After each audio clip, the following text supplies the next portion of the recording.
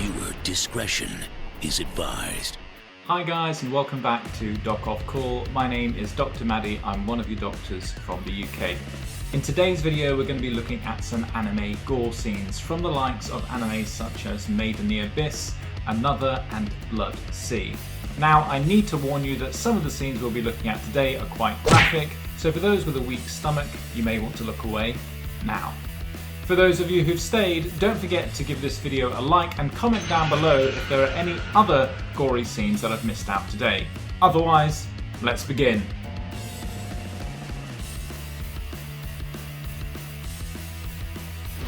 Oh, so we start off with this guy having his head popped off, and you see that arterial spray coming out from the carotid arteries. Now, with it being an artery, you have a very high pressure of blood running through those. I remember when I was a head and neck surgeon, on one occasion we actually nicked the carotid artery, and I'm not joking, there was an arterial spray across the whole room, so this is quite realistic. And God, it looks like a complete bloodbath. I mean, this guy's had his arm amputated and then he's been decapitated as well.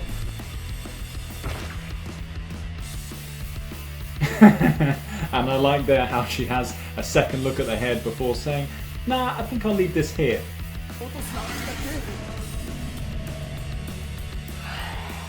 Oh gosh, I doubt he's getting that pen back. Oh my god, oh geez, alright, oh my goodness. Alright, so she's guillotining everyone, limbs are flying everywhere, and it looks like everything is coated in blood. And don't forget, the body contains about 5 litres of blood. Now, you can compare that to a tin of paint, and that would probably cover a whole room. So if there's multiple people, let's say 4 or 5, you're looking at least 25 litres of blood. So the depiction of blood everywhere here is probably quite accurate. Oh God! That is the worst place for you to fall over. Oh God, she twists her head off. I mean, what's great here is they paid great attention to the tension building in the skin as she's twisting her head before she's finally decapitated. Now, we have to remember that the vertebral column does allow for a certain degree of rotation, but it is limited by how the articular surfaces of the facet joints connect. Now, anywhere beyond 180 degrees, and you're really looking at possibly damaging those bones, leading to a possible neck fracture or decapitation. Oh god, she's got a hold of another pen. She's pretty good with those pens, isn't she?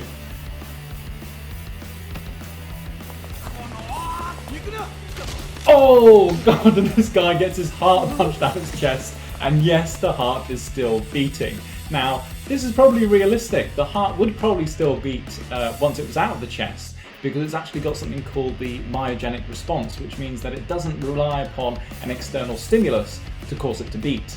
I mean, I'm not exactly sure how long the heart would keep beating for, but it would be realistic to expect that it would beat for a while. So next up we've got JoJo's Bizarre Adventure, and we're looking at Diablo's Cycle of Death. It looks like he takes a stab wound to the gut by this guy who's clearly sort of high on some sort of drugs. And we can see their blood spurting out of Diablo's abdomen, and you'd be worried whether he's been stabbed through into the aorta, which is the biggest blood vessel in the body. A stab wound like this would be critical and life-threatening, and you'd imagine that it could potentially bleed out within a matter of minutes. And the second of Diablo's deaths, we find him in the morgue, and it looks like he's about to undertake a post-mortem. Now, these are normally done on bodies to identify the cause of death. Now, it's normal during post-mortem for the organs to be removed from the body to be closer examined to try and identify the cause of death, but I can't imagine how painful this would be to have to be conscious throughout all of this. And next up we have Final Destination, or should I say the anime Another. God, okay, yep, there comes the trick. And why is that umbrella so sharp? Oh God, alright, straight through the throat, and we see a blood splatter at the end. So, you know, you've got to imagine that that umbrella's got to be sharp enough, firstly, to penetrate through the skin. It's also got to go through quite a few different structures. So it's got to go through the trachea, it's got to go through the esophagus, it's then got to go through the vertebral column, spinal cord, and then penetrate back through the skin at the back of the neck. Which means that this umbrella must be the sharpest umbrella in the history of umbrellas. I mean, it's almost like a Bond villain's weapon.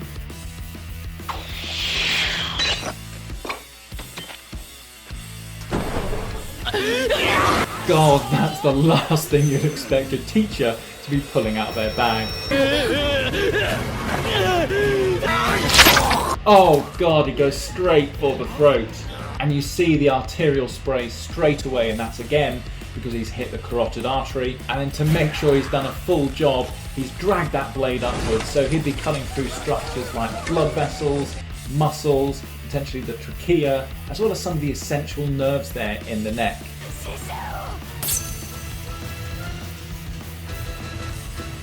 Oh, and another slip. No, oh God! And she lands straight on her neck.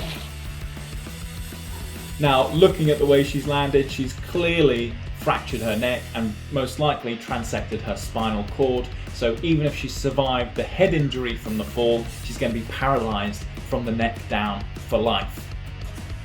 Okay, so next up we've got Reg from the Made in Abyss movie, and we see here that he's been abducted by these goons, and it looks like they've pinned him down and want to operate on him.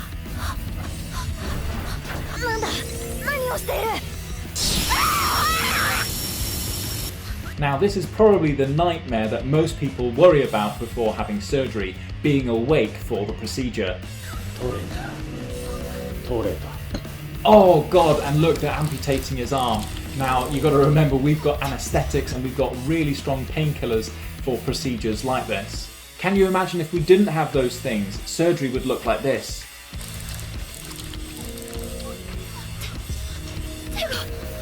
And that looks like they've hooked up some sort of catheter to drain his bladder. Thank God they haven't cut that off.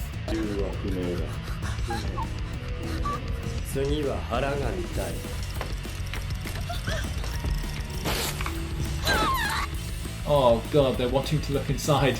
Now, in surgery, we do perform laparoscopies, which allow us to look inside the abdomen to try and find out a cause for a patient's abdominal pain if there are no other clues available. But again, we've got to remember that patients are asleep for this. Next up, we've got Attack on Titan, and we're looking at the scene where Eren goes to save his mum after a building has collapsed on her.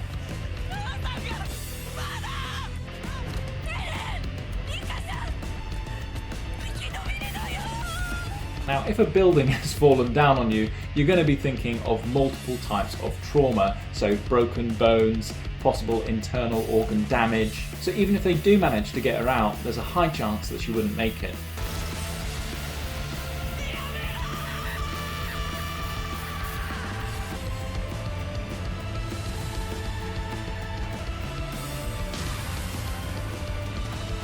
Gosh, and this is why this scene is so horrific. Eren has to watch his mum get eaten alive by this Titan. Now, if she doesn't die from the mastication of being chewed alive by the Titan's jaws and teeth, she's then going to go down into the Titan's stomach, where she's going to be met with stomach acid. Now remember, stomach acid is strong enough to break down anything that we eat. So if she were to fall into that, it would probably melt off her skin and would be a far more prolonged and painful death. And another scene from the Attack on Titan series, and this time they've come across a Titan that can speak.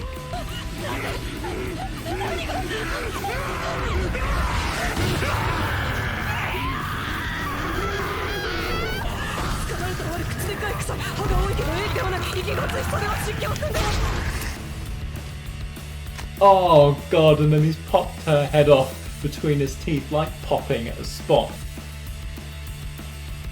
Now remember, there's not that large amount of blood in the brain, so if you popped a skull like this, you'd probably expect more brain material or bone fragments rather than seeing blood everywhere. Okay, and lastly we're brought to our final anime, the infamous Blood Sea.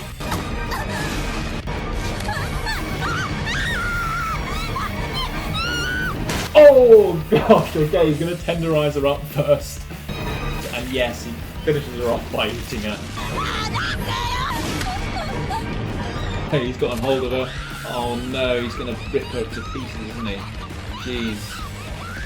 Oh god. Alright, so yeah, he's literally torn her in half there, and we see the entrails as well. Now I guess a learning point from this scene is that as she gets torn apart, she may have sustained a fracture to her pelvis. Now it can be useful clinically to think of the pelvis as a polo. You can't break a polo just on one side. If it breaks on one side, it will break on the other. So if you have a patient who comes in with a pelvic fracture on one side, you need to go looking for the other fracture as well. Okay, well those are all the clips that I wanted to look at in today's video. If you have any other recommendations, or if you feel there are any other gory anime scenes that I haven't broken down and you'd like me to, please leave those down in the comments below. Otherwise, as always, thank you for watching. Please do consider giving this video a like and subscribing to the channel if you like videos like this. And if you do, I'll see you in the next one. Thanks.